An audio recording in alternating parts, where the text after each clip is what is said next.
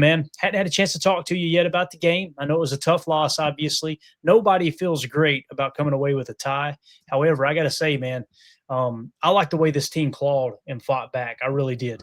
That's just me personally. I'm probably in the minority there. You guys know I'm a half glass full kind of guy, but I really, really like the way this team. Jordan to me looked unfazed. It was Yeah. just all right, man. Let's go right back down the field. I was putting chalk talk together, and I was amazed, man. It just how many times he they picked themselves up off the turf and they took them right back down the field and scored again. So I know many people they're calling for Bisaccia's head. They think it's all Bisaccia's fault. Listen, there's an argument to be made there. I agree. I think Matt LaFleur made some mistakes as well in terms of managing the middle eight. You could not have managed it any worse. But the big thing I think a lot of people aren't talking about, in my opinion, is the defense, man. You give up 40 points or you gave up 38 points, right? Because you had to block extra point. So that's the part that bothers me the most is the fact that we're ready to fire LaFleur and Jordan Love with the strip sack there or Jordan Love's clock management, right? That's it. And I'm sitting back going, guys, we gave up 38 freaking points. Are we not going to mention that? So wanted to get your take on just how you felt about the game in general. You have the floor, man. Yeah, absolute slugfest, right? Like a lot of positives, a lot of negatives, right? There were mistakes made from a lot of different position groups and guys during the game, but there was also some really gritty moments where this team everyone stepped up and banded together. There wasn't a single second of that game that the Packers weren't in it, Right. And it just shows you what this league is like. It's hard to win in the NFL. And, bottom line, we walked away with a tie. Yeah, nobody likes that, but I like it a little bit more than I like a loss. So right. Just a little. Take it, and it's tough. It's a new league, right? And if anything, it made me think about the whole, the CBA and everything that's going on with the rules and everything. I can't think of a major sport that allows a game to end in a tie at all, whether it's NBA, NHL, Major League Baseball. I think we really need to look at what we're doing in overtime in the NFL because to get treated to such a great battle back and forth and to have it end in a draw is just, I don't know, seems a little crazy to me. Maybe just keep the rules the same and just add another 5-minute period. If it's tied after 10, add a 5-minute quarter, see if somebody can get a win, But I think what we're really looking at here is a reality check for this Packers team. I mean, confidence was ultimately high coming out of preseason and, first couple of weeks of this year. And I think it's a reality check for this team. It shows you it's going to be a long year. It's going to be a grind. I was the one who predicted 4-0 into the bye. I never would have thought in a million years we'd be 2-1-1 going into the bye week. Right. But hey, that's the NFL. That's football. And, what doesn't kill you makes you stronger. And I do believe in this team. I believe in our staff. I believe in our players. And got to shake this one off. Again, at least we walked away still undefeated in new Jerry world. And I'll take it. That's basically great way of putting it. Undefeated. Yep. That's still a true story, right? So amen. Pretty cool. Shout out to Miss Jerry with the super chat. Thank you so much, Jerry. She said, thanks for your inspirational video today about how fantastic Love is playing. We needed that. But what is happening with defense? Great question, Jerry. We're on the same page.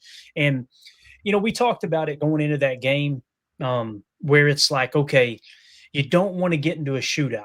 You do not want to get into a shootout with Dak Prescott and the Cowboys. And then, as it got later in the week after I said that, I started questioning myself, obviously not on the show, but just in general going, man, they are missing CeeDee Lamb and they're missing 2 offensive linemen. So maybe I'm giving them too much credit.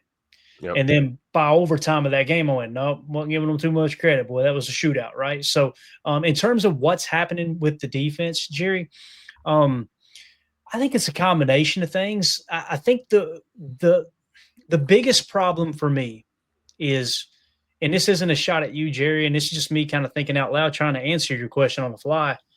To me, it feels like we don't give the other team any credit. You know what I'm saying? Like we just get paid too, right? Right. We just assume, well, this is all the Packers' fault. Whether it's the offense last week against Cleveland or it was the defense this week against Dallas, right? Dak's playing hella good football, man. again, I'd mentioned it earlier in the week, and by the end of the week, I'm like, maybe I'm off on that because it seemed like the majority of folks that I talked to, whether it was on social media or just in the chatter in general, it seemed like I had way more confidence in Dak than most people did. And then lo and behold, he went out there and unfortunately he proved me right. It sucked bad, right? Yeah.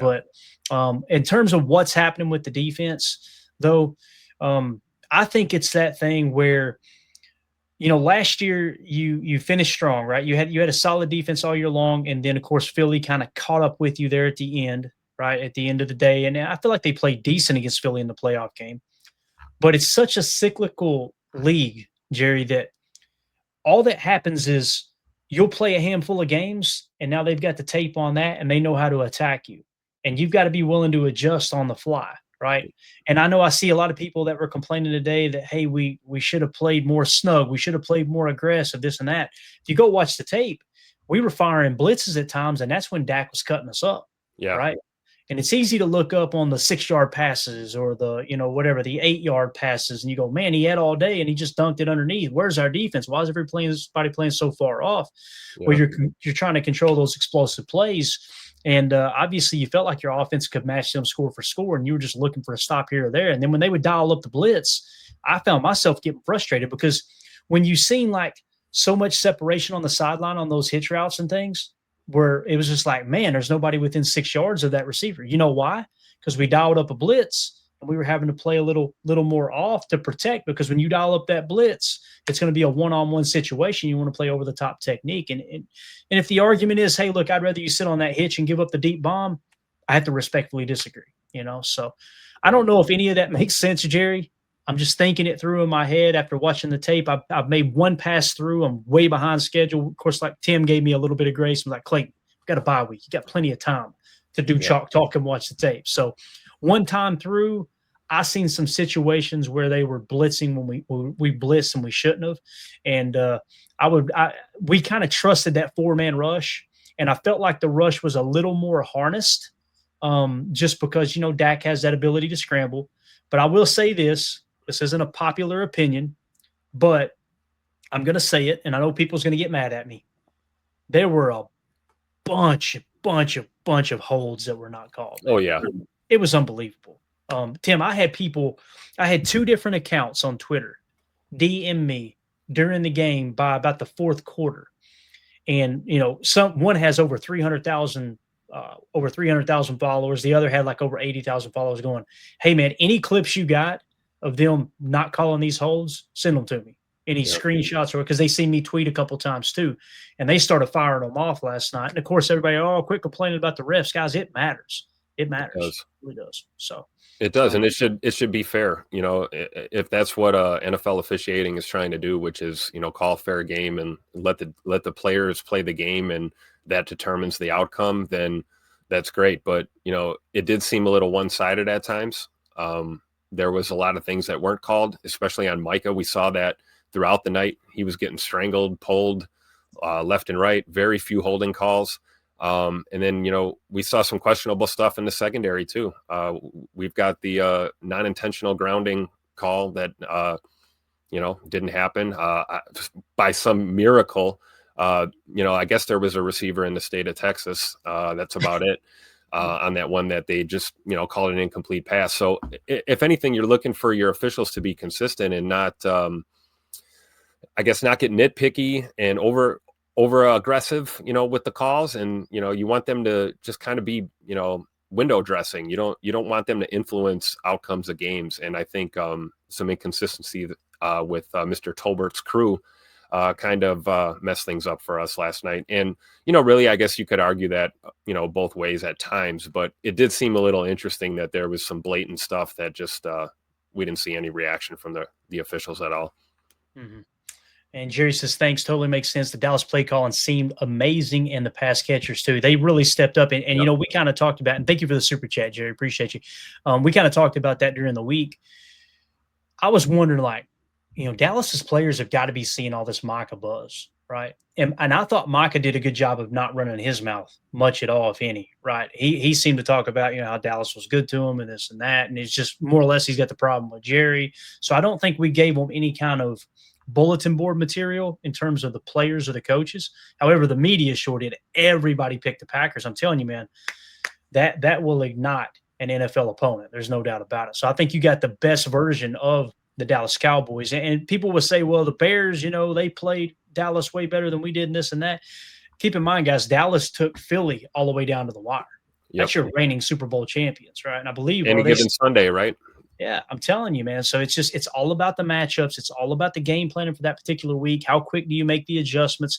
The big deciding factor for that game, though, and I know y'all get tired of hearing me say it, but it's so important. And I know there's still people that don't believe it, and that's okay. We can disagree. That middle eight, Tim, bro, it matters. Mandy, she didn't get frustrated at me, but when we lost the middle eight 14-0, I set my pen down chart and I went, oh my God. She was like, that's all right. They're still in the same. I'm like, I understand they're in it, but do you understand how hard it is to win a ball game when you lose the middle eight 14-0? And again, that's why we got a tie. Yeah, exactly. We're lucky to have the tie. Exactly. That's probably why I woke up a little more positive than most fans, because I'm looking at it through that lens. You lost the turnover differential 1-0, and you lost the middle eight 14-0, and you got out of there with a tie on the road in the NFL against a team that took Philly down to the wire. Like, hard for me to complain about that. And again, that was Matt LaFleur's fault that we lost the middle eight by 14 points. You should have only lost it by 7. And if that was the case, you probably end up winning that ball game last night. Yeah. However, I do not blame Matt LaFleur coming down the stretch there and how he decided to call it in the fourth quarter. Because, guys, he's looking up going, Aubrey's going to kick a 60-something yard field goal and beat us. What's going to happen if we give them the ball back? Let's run this clock down and try to get ourselves in a position where you could take a shot or two at the end zone, kind of like in overtime as well. And I had no problem with the running plays they called, because when you looked at the alignment on the defensive line, there was plenty of space in the middle to run inside zone runs. And I love that Matt LaFleur said, okay, they're playing off, they're playing soft, they're protecting deep. Let's just pound the rock, give ourselves a shot, 1 or 2 shots at the end zone if possible, and then kick the field goal if it's not there. So, yeah, same thing with the decision to kick in overtime. Knowing the rules, knowing you put that defense out there, see if you can hold them to nothing or 3, and we did, right? We just couldn't punch it in the end zone.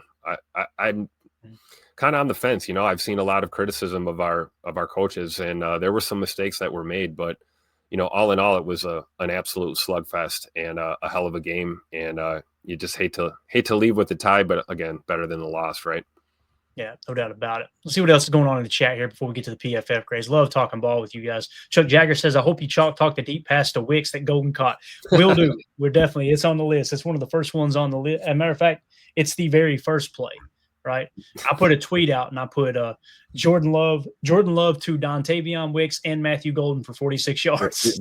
Did we figure out who ran the wrong route or what's going on? It's got to be Golden because Wicks, I say it's got to be. To me, it looked like it was because Wicks was squeezed against the sideline. He's running a go route. And if I remember correctly, and again, I've only watched it through once, what I seen was a go and then another go that I thought was going to be like a skinny post. And listen, if they're playing inside leverage with Matthew Golden, then you bend it back out a little bit, right?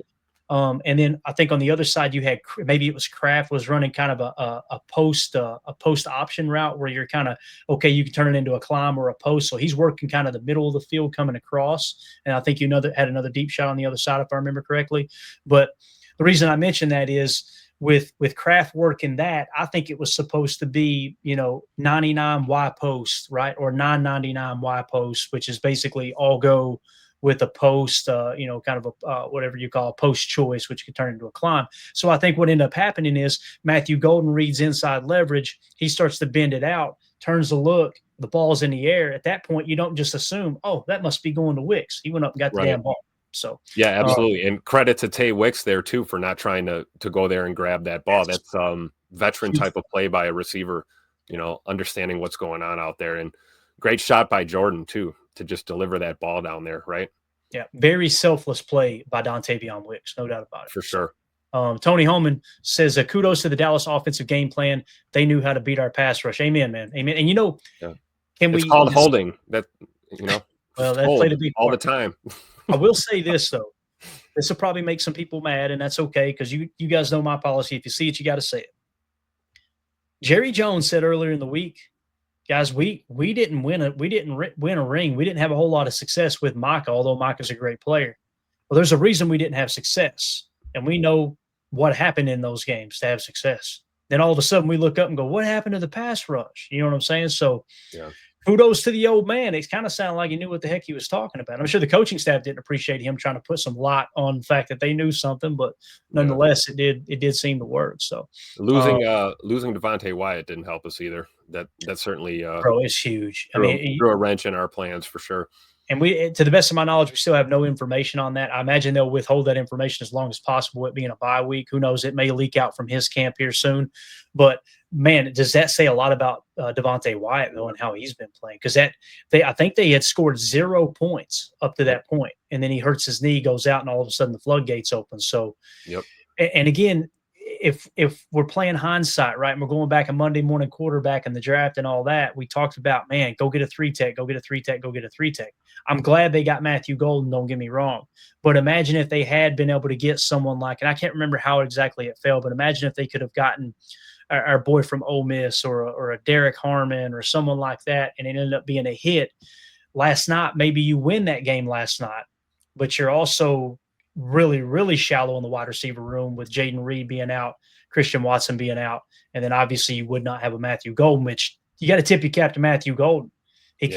His hands are legit, bro. And I mean, you can see it dart over the middle he caught in crunch time was just, yeah, absolutely incredible. A hands catch, not a body catch, a hands catch. Sits down, protects the football. A rookie making veteran plays right there. Love to see it.